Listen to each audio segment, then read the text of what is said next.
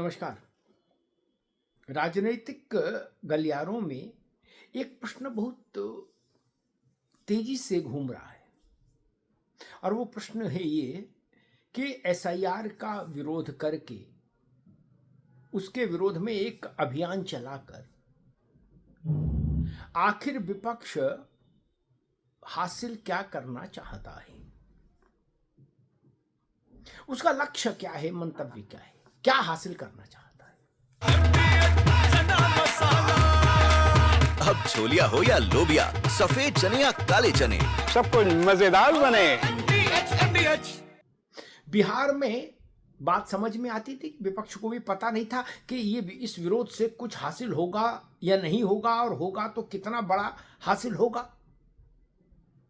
तो विरोध का एक फैसला हुआ, जमीन पर विरोध हुआ। राहुल गांधी ने यात्रा निकाली, तेजस्वी भी उसमें साथ रहे।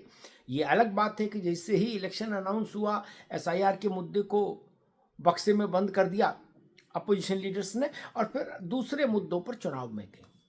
चुनाव का नतीजा भी आ गया और सुप्रीम कोर्ट ने बिहार की एसआईआर के मामले में जब याचिकाओं पर वो सुनवाई कर रहा था तो उसने कहा था कि अगर इस प्रक्रिया में, यानी एसआईआर की प्रक्रिया में बिहार में हमें कुछ भी संविधान के विरुद्ध, नियमों के विरुद्ध मिला तो हम पूरी प्रक्रिया ही कैंसिल कर देंगे। सुप्रीम कोर्ट ने प्रक्रिया कैंसिल नहीं की, उल्टे ये और कहा कि बिहार में हुए एसआईआर की प्रक्रिया में हमें कोई गड़बड़ी नहीं मिली। इसका मतलब कि सुप्रीम कोर्ट ने एसआईआर की प्रक्रिया को संविधान सम्मत मान लिया, चुनाव आयोग के अधिकार क्षेत्र के भीतर का काम मान लिया। तो अब आखिर इसके बाद क्या हासिल हो सकता है? भाजपा आपके प्रेशर में झुकेगी नहीं, ये विपक्ष को पता है। चुनाव आयोग एसआईआर की प्रक्रिया को अनवरत आगे बढ़ाता रहेगा, यह भी विपक्ष को पता है। और यह भी विपक्ष को पता है कि सुप्रीम कोर्ट ने बिहार में हुई एसआईआर की प्रक्रिया में कहीं कोई खामी नहीं पाई, न कोई मर्यादा का उल्लंघन पाया, न कोई संविधान का उल्लंघन पाया। तब कोर्ट से आपको राहत नहीं मिलेगी, केंद्र सरकार आपके दबाव में झुकेगी नहीं, और चुनाव आयोग एसआईआर की प्रक्रिया को रोकेगा नहीं। तीन बातें साफ हो गई। फिर आप इस विरोध से, इस आंदोलन से, इस प्रदर्शन से, इस धरने से क्या हासिल करेंगे और कैसे हासिल करेंगे? दोनों सवाल हैं, क्या हासिल करेंगे और कैसे हासिल करेंगे, उसका मैकेनिज्म क्या होगा, बड़ा मसला है। राहुल गांधी ने पहले परमाणु बम फोड़ा, उनके मुताबिक, वैज्ञानिकों के अनुसार नहीं, राहुल जी के अनुसार, कि उन्होंने खुद कहा कि मैंने परमाणु बम गिरा दिया है। फिर उन्होंने कहा परमाणु बम से मजा नहीं आया, अब हाइड्रोजन बम गिराऊंगा, हाइड्रोजन बम बना रहा हूं। फिर एक दिन अचानक से कांग्रेस ने कहा कि राहुल जी ने हाइड्रोजन बम भी गिरा दिया है। उसकी धमक हुई नहीं हुई, फुस हो गया, क्या हुआ, वो सबके संज्ञान में है विषय। लेकिन उन्होंने दावा किया कि हमने परमाणु बम के बाद हाइड्रोजन बम गिरा दिया। उससे भी कोई चीजें बदली नहीं, उससे भी विपक्ष के अभियान को कोई गति प्रगति नहीं मिली। फिर हाइड्रोजन बम के बाद अब क्या, अब कौन सा बम लाएंगे? प्रश्न तो है ना। बमों की श्रृंखला में कुछ और बम है कि हाइड्रोजन बम अंतिम था? और ये भी पता लगना चाहिए कि पहले परमाणु बम और उसके बाद हाइड्रोजन बम के विस्फोट से राहुल जी को राजनीतिक तौर पर क्या हासिल हुआ? क्या उनकी कोई पार्टी की सियासी हैसियत बढ़ी? कहीं कोई चुनाव में भारी जीत मिल गई? नहीं ना। क्या विपक्षी दलों ने कांग्रेस को, राहुल गांधी को अपना सर्वमान्य नेता घोषित कर दिया? नहीं। बिहार में तो अलगाव का मसला चल रहा है, तलाक का, आरजेडी और कांग्रेस के बीच में। फिर वही सवाल खड़ा होता है कि आखिर एसआईआर पर विपक्ष की जो ऊर्जा लग रही है, उससे उसको लाभ क्या हो रहा है? कुछ लाभ है भी, ये यूं ही समय बिताने के लिए करते हैं कुछ काम टाइप का मामला है कि भाई चलो कुछ नहीं तो SIR पर ही कुछ धमा चौकड़ी हो।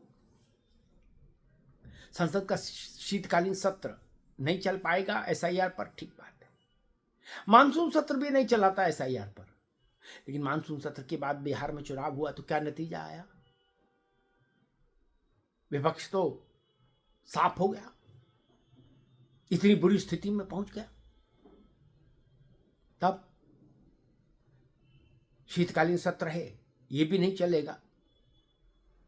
सरकार इस सत्र चले इसके लिए कोई आत्मसमर्पण कर दे, वो उसकी कोई संभावना नहीं। प्रधानमंत्री ने संकेत दे दिए सत्र के आरंभ के पहले दिन ही कि ड्रामा नहीं चलेगा, नारेबाजी नहीं चलेगी। इन तेवरों के बाद आप इतना तो समझ ही गए होंगे कि सरकार विपक्ष के दबाव में नहीं आएगी, आत्मसमर्पण नहीं करेगी कतई। एक लक्ष्मण रेखा खींच दी। तब विपक्ष किस रास्ते से निकलकर अपनी मंजिल तक पहुंच पाएगा, ये प्रश्न है ना। वो रास्ता क्या है? वो रास्ता कम से कम SIR के विरोध से तो नहीं मिलता, बिहार से पता लग गया। फिर और SIR का मुद्दा, आप सोचिए जब बिहार में SIR हो रहा था तो कहा गया था करोड़ों लोग बर्बाद हो गए, लाखों लोगों के वोट कट गए, हाहाकार हो गया जमीन पर। अगर ऐसा कहीं हुआ होता तो जो लोगों के वोट कट गए, जिन लोगों को कष्ट हो गया, वो लोग कांग्रेस की, राहुल गांधी की इंतजार करते, वो खुद भी मैदान में उतर आते। जगह जगह हिंसा होती बिहार में, शांतिपूर्ण मतदान नहीं हो सकता था फिर किसी सूरत में। ऐसा तो कुछ भी नहीं हुआ, वहां शांतिपूर्ण मतदान हुआ, किसी एक पोलिंग बूथ पर भी रिपोल डिमांड नहीं हुआ। इसका मतलब SIR में गड़बड़ी नहीं रही होगी। और जिनके वोट यथावत रहे, मान लीजिए वो राहुल गांधी के, अखिलेश यादव के SIR के मुद्दे से क्यों जुड़ेंगे, ये भी बड़ा सवाल है। मान लीजिए उत्तर प्रदेश में 15 करोड़ मतदाता है और उसमें 14.5 करोड़ 14 करोड़ के भी वोट यथावत रहे, तो आपके सारे आंदोलन से वो 14 करोड़ तो अलग ही हो जाएंगे। फिर जिनके वोट हटे, उनमें से जो दिवंगत हो गए, वो भी आंदोलन में भाग नहीं ले सकते आके, ऊपर से तो आएंगे नहीं।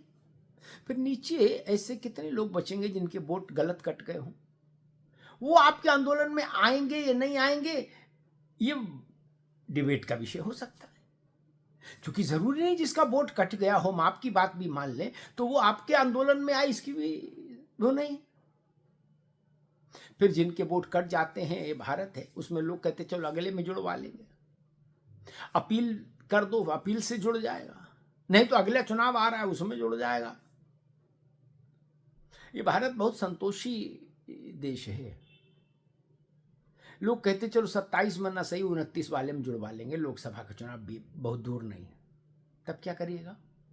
अगर SIR के मुद्दे में जान होती तो बिहार में ये जान दिखनी चाहिए थी। जनादेश में, चुनाव के बाद, सड़कों पर, खेत में, खलियान में, बाजार में, हाट में, ये जान कहीं नहीं दिखी। इसीलिए शायद